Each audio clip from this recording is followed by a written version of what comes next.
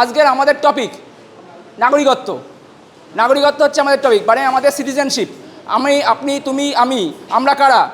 ভারতবাসী। ভারতবাসী মুখে তো বললে হয় না, তার প্রমাণ দেখাতে হয়। আমি একজন ভারতবাসী, তার প্রমাণ কি? আমার যাবতীয় ডকুমেন্ট, যাবতীয় কাগজপত্র। তুমি ভারতীয়, তার প্রমাণ তার দিয়ে। এইবার এছাড়াও ভারতবর্ষে যে যেখানে থাকুক না কেন, কেউ সিকিমে জন্ম, কেউ গোয়ায় জন্ম, কেউ রাজস্থানে জন্ম, কেউ কাশ্মীরে, কেউ পাকিস্তানে না, কেউ হচ্ছে আমাদের উড়িষ্যাতে।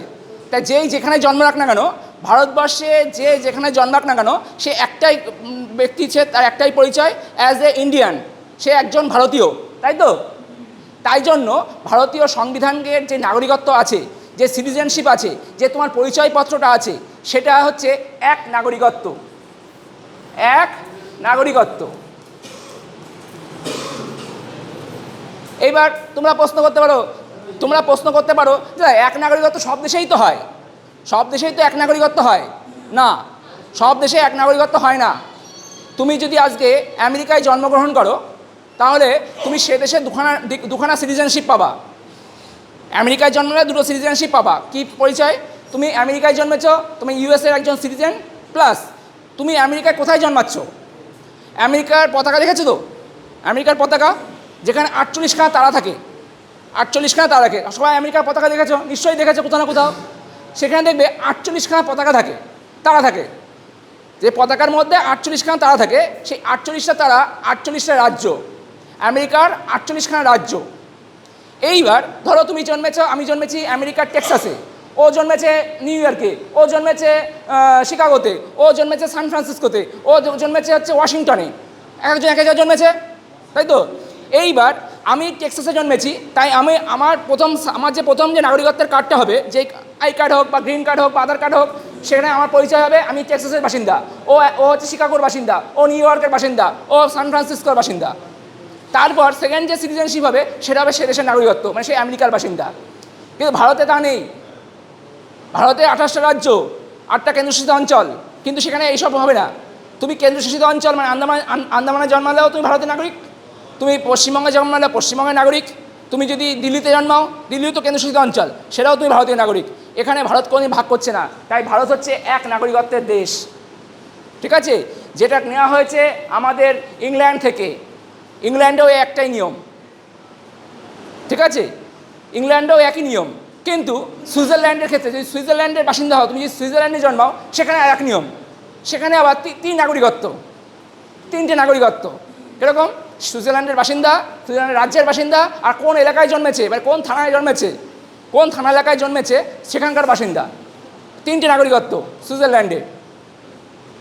তাই জন্য সুইজারল্যান্ড আজ পর্যন্ত কোনো দেশ আক্রমণ করেনি। সুইজারল্যান্ড প্রথম বিশ্বযুদ্ধ, দ্বিতীয় বিশ্বযুদ্ধ হয়েছে, কিন্তু কোনোদিন কেউ সুইজারল্যান্ডকে আক্রমণ করেনি। সবাই সুইস ব্যাংকে টাকা রাখে এই জন্য। Triple verification.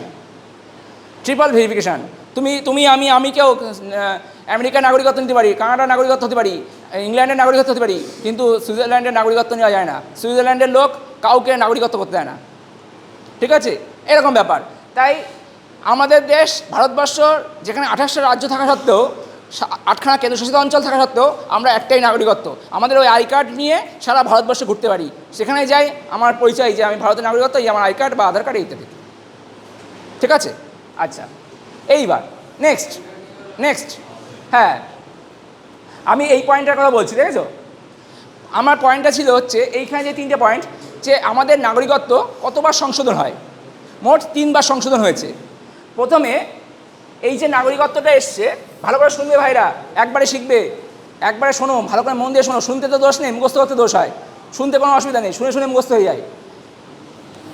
1955 সালে প্রথমবার যখন জওহরলাল নেহরু প্রধানমন্ত্রী ছিলেন, আর রাষ্ট্রপতি তখন রাজেন্দ্র প্রসাদ ছিলেন, 1955 সালে, তখন জাতীয় কংগ্রেস যখন সরকার চালাচ্ছিল, প্রথম নাগরিকত্ব আইন পাশ করে, মানে এনআরসির আইন, ঠিক আছে? তারপর দেখা যাচ্ছে কি 1971-এ কী হয়েছিল মনে আছে? 1971-এ কী যুদ্ধ হয়? 1971-এ কিসের যুদ্ধ হয় মনে আছে? আমাদের কোন দেশ স্বাধীন হয়? পাকিস্তান দুভাগ হয়ে যায়, এটা বাংলাদেশ আর পাকিস্তান। এর ফলে এই 71-এর পরের থেকে প্রচুর লোক আমাদের দেশে প্রবেশ করতে শুরু করে। এমনকি 1965-তে এই 1965 এবং 1971-এ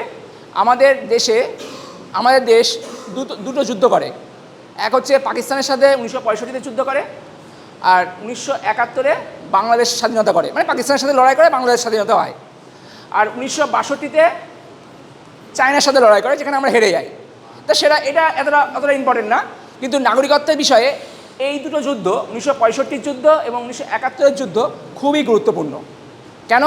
কারণ এই সময় প্রচুর মানুষ পাকিস্তান থেকে এবং বাংলাদেশ থেকে এপারে চলে আসে। এপারে এসে নকল উপায়ে ST card, OBC card, general card, pan card, Aadhaar card, I card, birth certificate, জমির দলিল, জমি কাগজ বের করতে শুরু করে, তাই তো? তখন দেখা যাচ্ছে কি, ভারতবর্ষের লোক সংখ্যা মানে যেরকম বাড়া উচিত, হ্যাঁ, ধরো মনে করা হচ্ছে কি যে প্রতি বছর 10% করে বাড়া উচিত, সেখানে হট করে দেখা যাচ্ছে কি 20%, 22% করে লোক সংখ্যা বেড়ে যাচ্ছে। এবং এই যে আমাদের এই সীমান্ত জেলাগুলো, আমাদের পশ্চিমবঙ্গের যে সীমান্ত জেলাগুলো, নদিয়া, উত্তর চব্বিশ পরগনা, দক্ষিণ চব্বিশ পরগনা, মুর্শিদাবাদ, মালদা, এই জেলাগুলোতে লোক সংখ্যা হট করে বেড়ে যাচ্ছে। কোচবিহার, জলপাইগুড়ি, তা দেখছে তো বিশাল বিপদ। যে পাচ্ছে ওই দেশ থেকে চলে আসছে, ওই দেশ থেকে চলে যাচ্ছে, তো সম্ভব নয়, এটা তো আটকাতে হবে। তা তখনকার দেশ তো অতটা উন্নত ছিল না, আর বর্ডারটাও তো তার কাটাও ছিল না, যে যা পাচ্ছে ঢুকে যাচ্ছে টাকা খাইয়ে, দালাল দেখে। তাই জন্য 1986 সালে রাজীব গান্ধী একটা আইন করলো। কি আইন? যে ব্যক্তি 1986-র আগে জন্মেছে, বা আগে ভারতবর্ষে যে যেখান থেকে এসছে, 1986-র আগে ভারতবর্ষে যে যেখান থেকে এসছে, সে জন্ম নিক কি জন্ম না নিক, সে দেশের নাগরিক হয়েছে। কি জানো প্রবলেমটা কোথায়? ধরো পাকিস্তান আর কাশ্মীর কাছাকাছি, একটা ছেলে পাকিস্তানের ছেলে, সে আসছে কাশ্মীরে কাউকে বিয়ে করছে, সেখানে বাচ্চা পেদা করছে, আবার তাকে ফেলে রেখে আবার পাকিস্তান চলে যাচ্ছে। এই পাশে বাংলাদেশিরা আমাদের দেশে আসছে, বিয়ে করছে, বাচ্চা কাচ্চা জন্ম দিচ্ছে, বাচ্চার বউ ফেলে রেখেও দেশে চলে যাচ্ছে, আর কেউ খুঁজে পাওয়া যাচ্ছে না। তাহলে ওই বাচ্চার বউর দায়িত্ব কে নেবে? তাই তো, তাদের তো নাগরিকত্ব দিতে হবে। তাই বাবার দায়িত্ব কে নেবে? তার মার দায়িত্বও বা কে নেবে? আর সেই বাচ্চাটার ভবিষ্যৎ কী হবে? এই ভেবে রাজীব গান্ধী সরকার 1986 সালে প্রথম নাগরিকত্ব আইন আনেন। ঠিক আছে, তাতে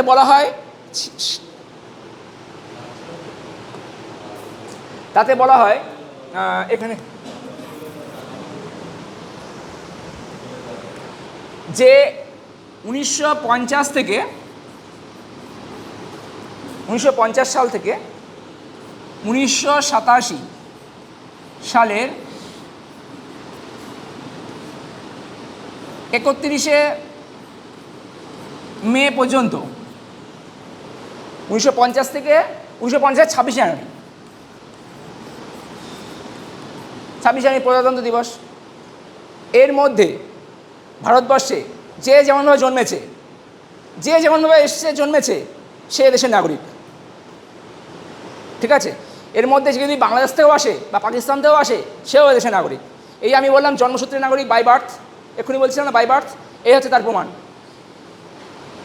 বোঝা গেল? এবার তোমরা মাথায় ক্যালকুলেশন নাও, তোমাদের বাবাদের বয়স কত? হ্যাঁ, তোমাদের বাবাদের বয়স কেরম বা তোমাদের মাদের বয়স কেরম, সেটা মাথায় ক্যালকুলেশন করো। হ্যাঁ, আচ্ছা, ঠিক আছে, এই হচ্ছে বাই বার্থের নিয়ম, এটা নিয়ম। ওকে, তারপরে এই যে 2003 সাল, গাড়ি পড়ছে না, এই যে 2003-এ যখন অটল বিহারী বাজপেয়ীর সরকার তৈরি হয়, তখন আনেন কি প্রথম এনআরসি আনেন, ন্যাশনাল রেজিস্টার সিটিজেনশিপ, এনআরসি আইন আসে। সেখানে কি বলা হয়, এই বাই বার্থের নিয়মটা কেমন চেঞ্জ হয়েছে দেখো। তার একটু মুছবো একটু, হ্যাঁ মুছে দিন, দেখো এটা মুছি, এটা অনেক হয়ে গেছে, অনেক জমে গেছে না, এখানেই হয়ে যাক। প্রথমটা কি বললাম, 1950 সাল থেকে 26শে জানুয়ারি, একদম জানুয়ারি থেকে 1987 সালের 31শে মে, এটা হচ্ছে 1986 সালের নিয়ম অনুযায়ী যে দেশে জন্মেছে, যেভাবে জন্মেছে, যেভাবে এসছে, সে দেশে নাগরিক, কোনো সমস্যা নেই।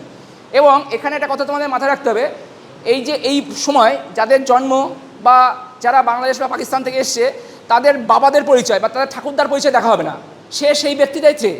যদি অমরান শাহ, আমি যদি বাংলাদেশে 71 যখন জন্মেছি, আমি 80 সালে বা 1976 সালে চলে এসেছি, আমার 5 বছর বয়সে আমি চলে এসেছি, তাই আমার বাবাকে বা আমার মাকে সেটা দেখা হবে না। ঠিক আছে, আমি বা তুমি। কিন্তু এইবার নিয়মটা বদলাচ্ছে, এই যে এনআরসি আইন অনুযায়ী এইবার সালটা চেঞ্জ হচ্ছে। 2003 সালে যখন অটল বিহারী বাজপেয়ী সরকারে ছিল সেন্ট্রাল গভর্নমেন্টে, তারা আইন আনে কি যে 1987 সালে 1 জুন থেকে 31 জুন 1 জুন থেকে 2003 সালের 31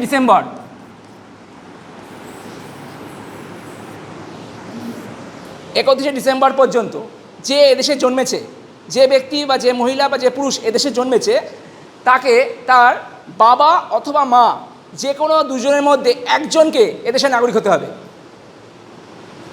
বুঝতে পারলাম? ধরো বাংলাদেশ থেকে এসছে একটা লোক, হ্যাঁ, সে ধরো এদেশের কোনো মহিলার বিয়ে করেছে, তার বাচ্চা হয়েছে, এই সালের মধ্যে তার বাচ্চা হয়েছে, তার বাচ্চা এই সময় হয়েছে, তাই সে বাই বার্থ যদি সে নাগরিক হয়, তাহলে তাকে অবশ্যই বাবা অথবা মার যে কোনো একজন নাগরিকত্ব হতে হবে। তার মা ধরো বাংলাদেশি, এখানকার বিয়ে করেছে, বা তার বাবা বাংলাদেশি বা পাকিস্তানি, সে দেশের মেয়েকে বিয়ে করেছে, যে কোনো একজনের ভারতের নাগরিকত্ব হতে হবে। বোঝা গেল বাই বার্থের নিয়ম কি? খতরনাক আইন কিন্তু। এইবার তারপরের আইনটা দেখো, আরও খতরনাক। তারপর 2004 সাল থেকে এবার তোমাদের হিসাবটা আসছে দেখো, বর্তমান 2000, এখন 2026, মানে এতদিন পর্যন্ত যতদিন চলবে, হ্যাঁ, 2026ই বলছি, হ্যাঁ, যারা জন্মেছে তাদের অবশ্যই বাবা মা দুজনকেই ভারতীয় নাগরিক হতে হবে। বোঝা গেল?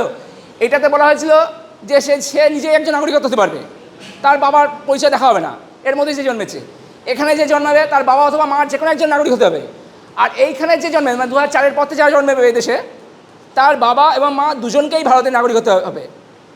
হ্যাঁ, তাকে বলা যাবে না যে আমি আমার বাবা ওই পারের এসছে, আমি আমার মা এই পারের, বা আমার মা ওই পারের এসছে, আমি বিয়ে করেছি, এইসব বলা যাবে না। ঠিক আছে? আর এখানে ডিআই ভেরিফিকেশনটা হয়, যখন চাকরি পাওয়া হয় তখন দেখা হয় যে এর কাগজপত্র ঠিকঠাক আছে কিনা।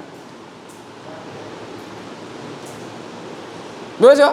এসআইআর যখন হলো বলা হয়েছে কি 2002-এর ভোটার লিস্টে দেখাও, 2002-এর ভোটার লিস্ট দেখাও। যার 2002-এর ভোটার লিস্টে নাম ছিল না, তারা তো অ্যাডজুডিকেশনে গেল। অ্যাডজুডিকেশন দিয়ে বাঁচার উপায় ছিল কি, যে নিজেকে প্রমাণ করো যে আমি এখানকার এই বয়সে, ধরো একটা লোক যার 60 বছর বয়স, তার ধরো এসআইআর নাম লিস্টে ফার্স্ট লিস্টের নাম বাদ গেল। এবার সে নিজেকে প্রমাণ করার জন্য এই সালের 60 বছর বয়স, তার মানে নিশ্চয়ই এর মধ্যে জন্ম, তাই তো? তাতে এর মধ্যে জন্ম, সে 60 বছর বয়স, সে ধরো নাম প্রমাণ করতে পারেনি, জুডিকেশনে তার নাম বাদ গেছে, তাকে জুডিশিয়ারে গিয়ে বিচার ব্যবস্থার সামনে গিয়ে দেখাতে হয়েছে যে এর মধ্যে আমার জন্ম, এই সময়কার কাগজপত্র আছে আমার কাছে। ঠিক আছে? বা এই সময়ের মধ্যে জন্ম, আমার বাবা বা মা যে কোনো একজন দেশের নাগরিক ছিল। যে 13টা ডকুমেন্টের কথা বলা হয়েছিল, এসআইআরে যে 13টা ডকুমেন্টের কথা বলা হয়েছিল, এই সমস্ত সালগুলোর ডকুমেন্ট চাইছিল। জমির দলিল, এলআইসির কাগজ। তুমি ধরো এই 87-র আগে তোমার বাবা ওই পাড়াতে আসলো, এসে ধরো কোনো একটা অপরাধমূলক কাজের সাথে জড়িত গেল, বা ওই পার হতে গিয়ে পুলিশের হাতে ধরা পড়ে গেল বা আর্মির হাতে ধরা পড়েছিল, সে সময় জেল খেটেছে। তার মানে কি 86 সালে জেল খেটেছে, সে জেল খেলার কাগজপত্র তো আছে, সেটা দেখালেও হয়ে যাবে, সে নাগরিক হয়ে যাবে। সরকারি যে কোনো কাগজপত্র চাওয়া হয়েছিল ওই 13টা ডকুমেন্টের মধ্যে। ঠিক আছে? তা এই হচ্ছে তার গল্প, একে বলে বাই বার্থ সিটিজেনশিপ। ওকে, বোঝা গেল? এই হচ্ছে গল্প, এইভাবে নাগরিকত্ব হয়। হ্যাঁ, এবার ধরো একটা বাচ্চা ছেলে জন্মেছে, ধরো 2005-এ জন্মেছে, তার মানে কি তার বাবা মা দুজনকে নাগরিকত্ব দেবে, নাগরিকত্ব দেবে। তার যখন ডকুমেন্ট যখন ভেরিফাই হবে, তোমরা যখন চাকরি পাবে, তখন মানে চাকরি পাবে, বা যে সে ধরো ড্রাইভিং লাইসেন্স করতে গেল বা সে পাসপোর্ট করতে গেল, তার ডকুমেন্ট যখন ভেরিফিকেশন হবে, তখন তার বাবার কাগজপত্র দেখবে, মারও কাগজপত্র দেখা হবে, কারণ তার জন্মটা 2004-এর পরে। ঠিক আছে? এই হচ্ছে গল্প। আচ্ছা, বোঝা গেল? বাই বার্থের নিয়মটা আমি বুঝিয়ে দিলাম। ওকে, আমি লিখিয়ে দেবো অবশ্যই, তা শুনে নাও একটু। হ্যাঁ, আচ্ছা, এইবার দেখো নেক্সট গল্পটা কি। আমি তোমাদের আইনের কথা, উকালতির কথা বলে ফেললাম এতক্ষণ ধরে। আচ্ছা, সব মুছে গেল, যাই হোক। এইবার 2 নম্বর পয়েন্ট কি বলেছি, বাই বার্থের পর কি আছে 2 নম্বর?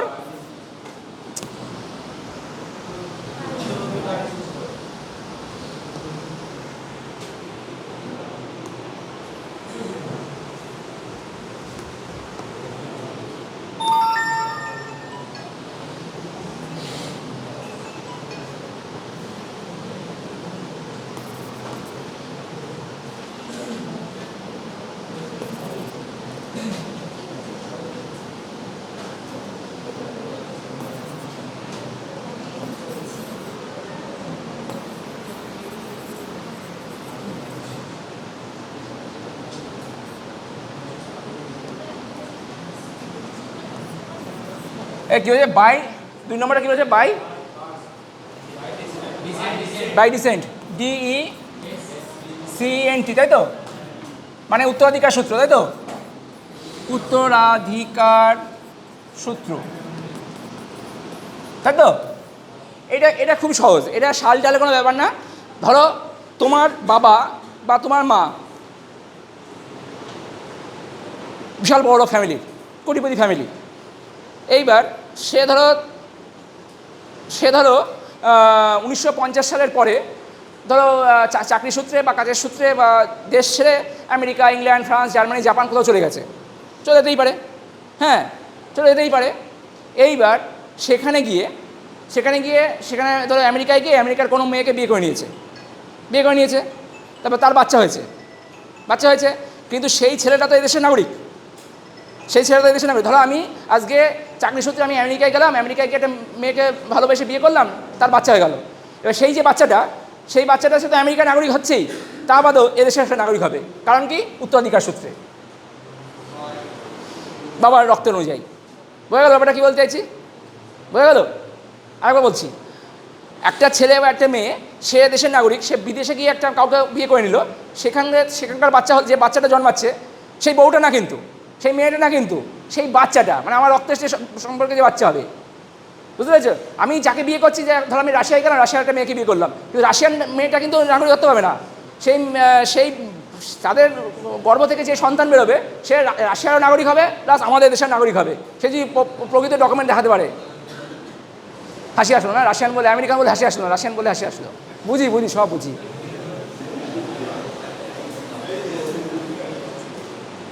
বোঝা গেল ব্যাপারটা? এই হচ্ছে গল্প, বাই ডিসেন্ট, এই বলে উত্তরাধিকার সূত্রে। হ্যাঁ, সিনেমা দেখো না, কত সিনেমা আছে না, বাবা কেন চাকর, কত সিনেমা আছে না, আমার সম্পত্তি, আমার জায়দাদ। হ্যাঁ, সম্পত্তির জন্যই তো ভাই খুন হয়, সম্পত্তির জন্যই তো দিদি ভাইয়ের গণ্ডগোল হয়, সম্পত্তির জন্যই তো। এবার এটা শুনবে, এটা মিমস কদিন ফেসবুকে মেন দিয়েছিল, পৃথিবীতে এমন কোনো ফ্যামিলি নেই যাদের পরিবারে এরকম সম্পত্তি নিয়ে গণ্ডগোল নেই। পৃথিবীতে এমন কোনো পরিবার নেই যার ফ্যামিলিতে এরকম সম্পত্তি নিয়ে গণ্ডগোল নেই, কারণ না কাউ জমি মেরে দিয়েছে। হ্যাঁ, দেখবা ভাই অশান্তি, দাদা ভাই অশান্তি, জমি সম্পত্তি অশান্তি, এই সবই হচ্ছে সম্পত্তি নিয়ে যে অশান্তিটা হয়, সেটা হচ্ছে এই উত্তরাধিকার সূত্রে। বাবা মরে গেলে তার সম্পত্তি কে পাবে, তাই সেটা যখন গণ্ডগোল হয় তখন এই উত্তরাধিকার সূত্রটা আসে। আচ্ছা, 3 নম্বর পয়েন্টটা কি? 3 নম্বর পয়েন্ট বাই রেজিস্ট্রেশন, তাই তো।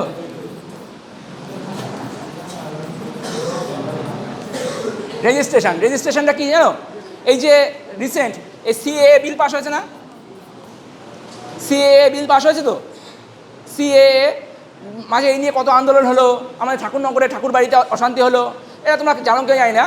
হ্যাঁ, শান্তনু ঠাকুর, সোমা ঠাকুর, সুব্রত ঠাকুর, মমতালা ঠাকুর, হ্যাঁ মধুবর্ণা ঠাকুর, এদের নিয়ে অশান্তি, সিএএ।